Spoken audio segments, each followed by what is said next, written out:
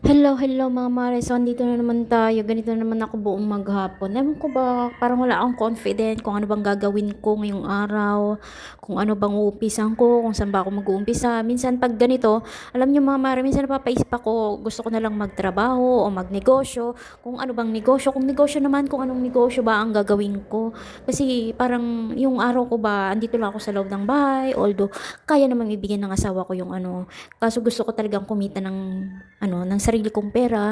So, parang napapaisip nga ako, sana pag ano nga, iniisip ko nga pag nagkolehiyo yung bunso ko, doon na ako mag-start ano ng negosyo. So, mag-aantay pa ako, mare, ng mga isa't kalahating taon.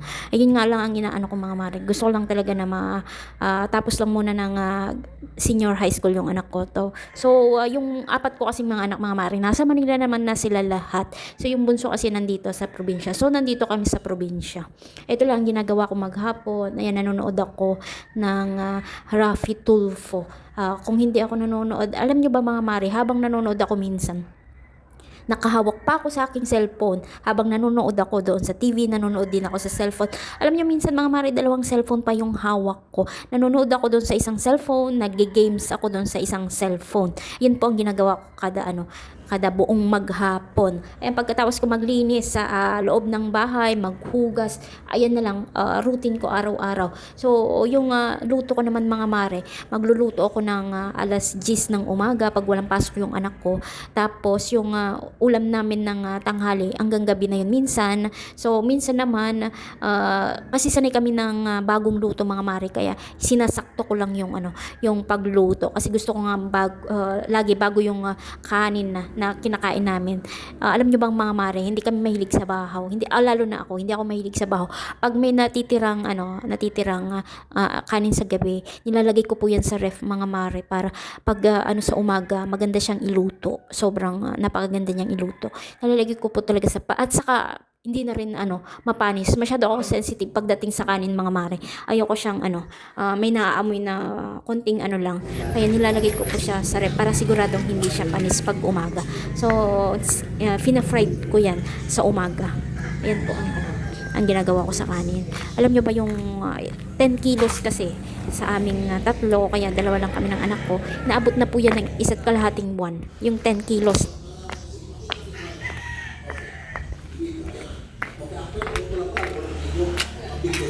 Ayan yung sulat ni Ma'am.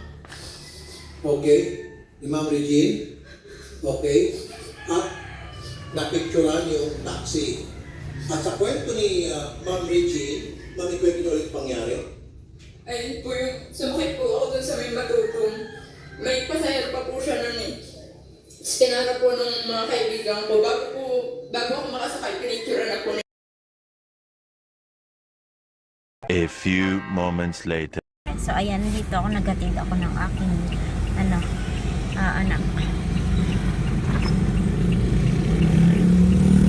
So, minsan lang ako maghatid. Pag sinipag o kaya ayan.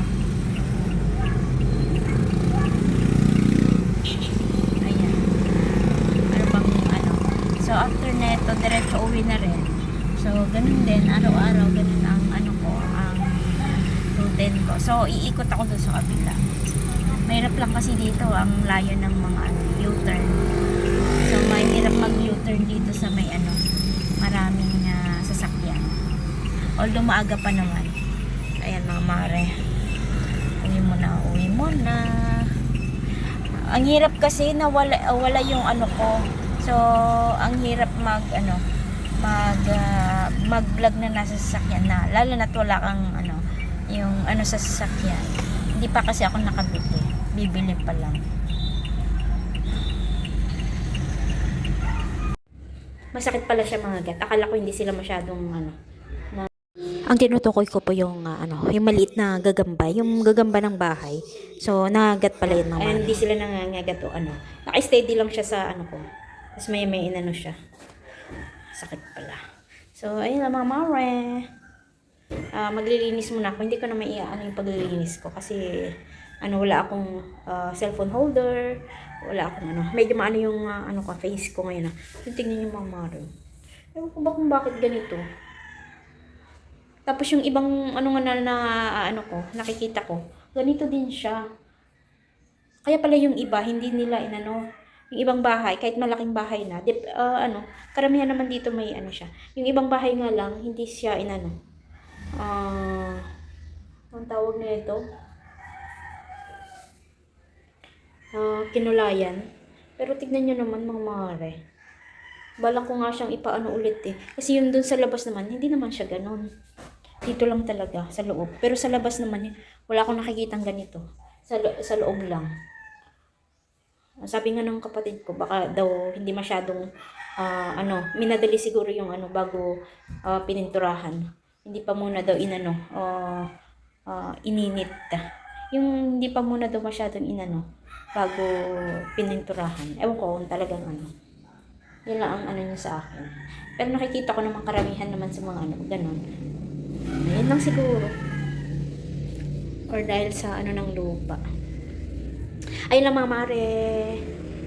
So maglilinis muna ako.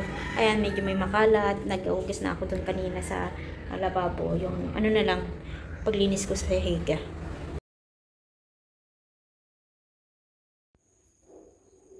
Ayan, hindi ko alam pala na habang nagbablog ako, napindot ko ata. Ewan ko kung ano yung napindot ko. Ayan, gaya ng sinabi ko nga, yun nga, ang ginagawa ko pag ganun lang naman ako. Sira yung sasakyan ko, yung kotse. Mas madali kasing buhatin o kaya manehuin yung maliit na sasakyan. Kasi dyan nga lang naman, malapit lang naman. Kasi kung yung malaking sasakyan ang gagamitin ko, sobrang bigat niya. Tapos paparada mo pa doon. Ayan. Kape muna tayo. Hindi na ito mainit. So medyo malamig-lamig na siya. Ito lang ginagawa ko buong maghapon, lalo sa gabi. Ito naman yung routine ko sa gabi. Ayan, pag nanonood. So usually hindi naman ako sa TV nanonood, kundi sa cellphone lang. Kaso medyo parang lumalabo na yata yung mata ko. Dahil nagkakaedad na siguro ako. Kaya doon na ako sa TV Kaya ako hindi nanonood sa TV mga mare. Kasi yung saksakan ng namin, hindi pa pinapayos ng asawa ko. Kaya extension lang ang pinagsaksakan ko ng TV. Kaya ayun. Maghapon yata ako nanood ngayong araw. Ayan yung bunso ko mga maaari. Pag nakikita ko talaga yung bunso ko, parang kailan lang talaga nanggigigil ako. So, minsan kasi pag hinalikan ko siya, lagi kasi kaya akong nagkikis sa kanyang pisngi. Parang nahihiya siya. Okay lang sana kung kung kami-kami lang. Tapos pag yung medyo nasa labas na kami, ayaw niya talaga magpa-kiss. So, naano ko na yun, natigil ko na yung yun nga lang minsan, so, syempre, hindi ko na, wala na kasi akong, maliit, kaya siya yung pinanggigilang ko. Ayan, yung asawa ko nandun sa labas. Pag ganitong oras naman yung asawa ko, papasok lang yan pag inaantok na siya, o kaya matutulog na siya, saka lang siya papasok. Usually kasi, andun na, lagi siyang nagiinom, yan, pampatulog daw niya. Pero sila lang naman, buti nga hindi siya, bihira na siya yung gumala o lumabas kung saan pa uminom. Kasi mga mari, mahina na pag medyo nagkakaedad na siguro. Dahil siguro, dati lagi kasi yung umiinom. So, hindi na siya masyado yung nangangapit bahay para uminom kasi nakakatulog yan. Pero hindi naman siya yung basta-basta nangangapit bahay lang na pupunta lang siya sa mga kaibigan niya. So isa o dalawang mga kaibigan lang naman pupunta niya.